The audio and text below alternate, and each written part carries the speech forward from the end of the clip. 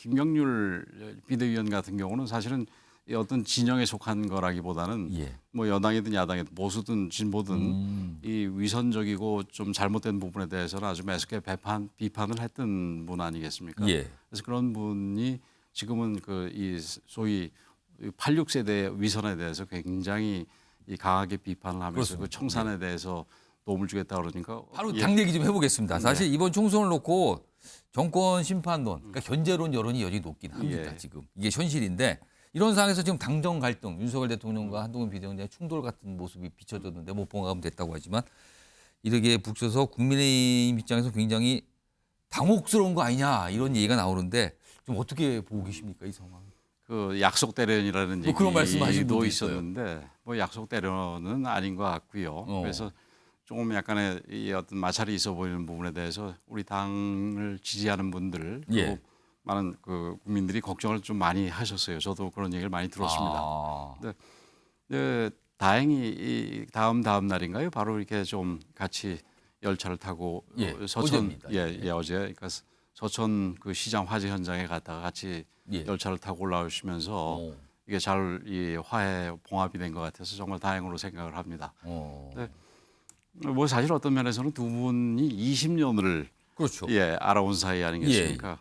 그래서 그 사이에서는 뭐 저가 예를 들어서 대통령과는 뭐 오랜 인연이 있습니다만 거의 대부분이 사적인 인연인데 근데 한동훈 위원장 같은 경우는 대통령하고 관계가 공적인 관계로 시작이 된 거 예. 아니겠습니까? 그 사이에는 뭐 반드시 견해가 일치되는 부분도 있었겠지만 또 반드시 그렇지 않고 그 다른 부분도 얼마든지 있어서 예. 그 뭐 여기 이게 지금 미니 인터뷰지만 미니 갈등들도 많이 있었으리라 생각이 아. 됩니다. 그래서 그런 부분을 잘 또 이 해소하고 예. 20년 동안 아주 좋은 관계로 가져왔던 만큼 지금 이번에 갈등도 사실은 그렇게 외부에서 볼 때는 이게 깨질 것처럼 걱정스러운 부분이었을지 모르겠지만 이게 뭐 두 분 사이에 뭐 이전이나 이런 관계를 볼 때는 뭐 이렇게 다시 풀어져 가지고 정상 궤도로 올 수 있는 얼마든지 올 수 있는 그런 정도였다고 생각을 합니다. 아니 그렇게 오랫동안 20년이 네, 넘는 예. 그런 관계를 맺어왔는데 왜 윤석열 대통령이 한동훈 비대위원장에게 신뢰와 지지를 철회했다 이런 네. 얘기가 나오고 사퇴 요구를 했다는 얘기가 나오는데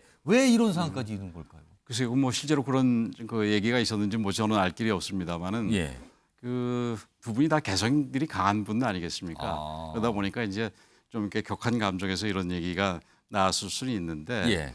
이제 그 뒤에 바로 무슨 지지철회 이런 부분에 대해서 대통령실에서 뭐 이 한동훈 그 위원장의 뭐 저기 진퇴 문제는 뭐 당에서 결정한 예. 일이고 당의 뭐 문제다. 당의 문제다 이렇게 얘기하고 뭐 다른 부분에 대해서는 대부분 그 부인을 했지 않습니까? 예. 그래서 뭐 큰 문제는 아니라고 생각을 합니다.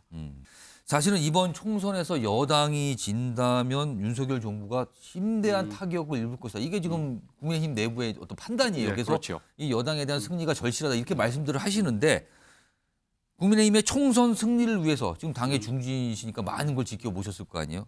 어떤 노력이 지금 필요하다. 이런 게 절실하다. 그런 게 있다면 어떤 겁니까 지금? 말씀하셨듯이 지금 이번 총선의 승리가 윤 대통령의 정부의 예. 성공을 위해서 뭐 절대적으로 필요한 거 아니겠습니까? 예. 그래서 그러기 위해서는 첫째는 그러니까 뭐 정책적인 부분에서 우리가 민생 부분과 관련해서 우리 당을 중심으로 해서 우리 민생들을 돌보는 정책들이 적극적으로 이게 좀 이 뭐라 그럴까요? 시그니처 정책이 될 만한 부분도 조금 더 나와야 되겠고 뭐니 해도 또 이 총선에서는 또 결국은 후보자를 잘 내야 됩니다. 후보자. 예, 그래서 공천 과정에서 좀 잡음이 어쩔 수 없이 뭐 공천 과정에 잡음은 있게 예. 돼 있지만 비교적 잡음이 덜하고 좋은 분을 공천해내는 게 어떤 면에서는 더 그게 한 6대4 정도라 그럴까요? 더 중요한 부분이라고 생각을 합니다. 사실은 지금 당내에서 한동훈 비대위원장은 글쎄요. 아끼는 건지 어떤지 모르겠지만 김경률 비대위원 관련해서 네. 얘기가 많은데 일단 비대위원직 자리에 대한 거취 문제 그리고 지금 마포를 뭐 후보로까지 소개가 된 상황에서 마포를 출마를 하는 게 맞는 것인가 문제 이런 얘기까지도 거론이 되고 있거든요. 예. 이건 어떤 의견이십니까? 그 김경률 그 비대위원 본인도 예. 그 부분에 대해서 본인도 정치에 대해서 초보고 한동훈 위원장도 정치에 대해서 경험이 많지 않아서 실수가 있었다고 얘기를 했지 않습니까? 그렇습니다. 그래서 그런 부분에서는 정확한 얘기라고 보고요. 그 한동훈 위원장이 그 자리에서 이 마포의 후보로 결정적으로 얘기한 거는 저는 아니라고 봅니다. 뭐 출마할 분이 여기 계시다 이런 정도 소개를 했죠.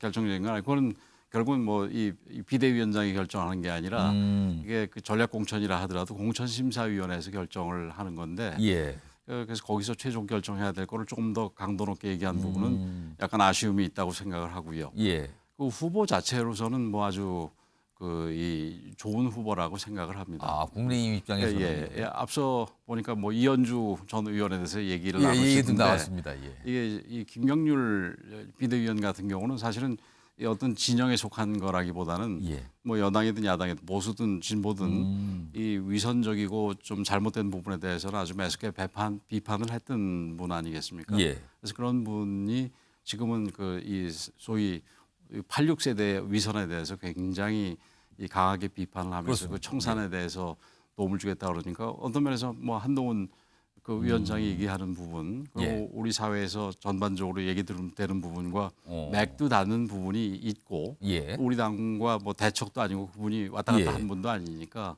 뭐 괜찮은 분이라고 생각을 합니다.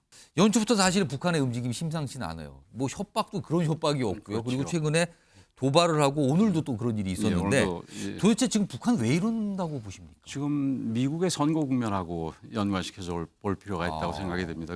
이 미국의 지금 오늘인가요? 그 뉴햄셔 예, 결과가 나왔지 결과가 않습니까? 나왔습니다. 예, 결과 나왔는데 미국의 선거 과정에서 북한 문제가 이슈가 되기를 바라고 또 트럼프 전 대통령한테 북한의 존재나 북한에 대해서 이게 좀 각인시키려는 부분이 틀림없이 있지 않았나 이렇게 생각이 됩니다. 이 예. 과거에 트럼프 시절에 결국에는 하노이 회담에서 엉망이 되긴 했습니다만은 그래도 대화하고 미국의 대통령하고 대화를 했던 거는 처음 아니겠습니까? 그렇습니다. 그리고 바이든 정부보다 훨씬 우호적으로 보기 때문에 예. 아마 트럼프 대통령이 당선되기를 바라면서 북한은 트럼프의 당선을 그렇게, 바랄 것 같다. 예, 사실은 저희들이 우리하고 대화를 거부하고 그동안 기다렸던 것도 올해 미국 대선을 좀 이렇게 지켜본 뒤에 결정하려고 예. 그랬던 게 아닌가 이렇게 생각을 합니다. 그러나 저는 뭐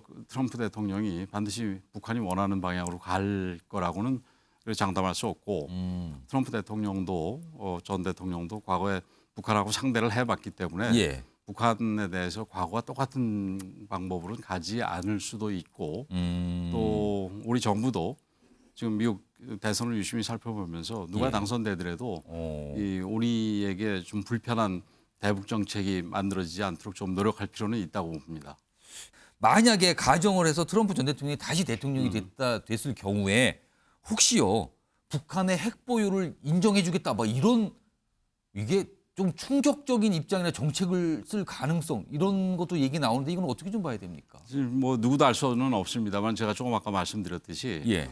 트럼프 대통령이 과거에 민주당 대통령과는 뭐 당연히 다르고 예. 과거의 공화당 대통령들과도 전혀 다른 그렇습니까? 입장을 가졌었지 예. 않습니까? 근데 지금 북한을 한번 겪어본 뒤이기 때문에 경험을 해봤다. 예. 그래서 한번 대화를 통해서 그게 북한의 어떤 그 대화 전략이랄까 이런 부분을 좀 알고 있기 때문에 예. 반드시 그때 했던 태도를 똑같이 답습하리라고는 우리가 그렇게만 생각할 약간 필요는 예측 없다. 불허의 어떤 결정과 행동 예. 꼭 그러지는 않을 것 같다는 말씀인가요? 그렇지요. 예, 그 예측 불허가 우리가 불편해하는 방향으로 너무 크게 갈 거라고는 반드시 이렇게 좀 불안해할 필요는 없지 않을까. 그러나 물론 철저하게 대비는 해야 되겠죠. 예. 네. 요즘 각국에서 사실은 굉장히 촉각을 세우고 있다는 그렇죠. 얘기가 들려요 지금. 전 세계적으로 그렇습니다. 지금 아시다시피 유크레인 전쟁에 대해서도 예. 미국이 적극적으로 개입하는 데 대해서 굉장히 비판적이지 않습니까? 아. 철군을 또 하는 거 아니냐, 뭐 이런 얘기 그렇죠. 지원을 끊는 거 아니냐, 뭐 이런 얘기가 그렇죠. 나오거든요. 그런 뭐 전 세계의 어떤 지정학적인 예. 이 판세가 오. 굉장히 크게 변할 수가 있기 때문에 예. 지금 말씀하신 대로 전 세계가 지금 미국의 2024년 예. 대선을 지켜보는 것으로 알고 있습니다.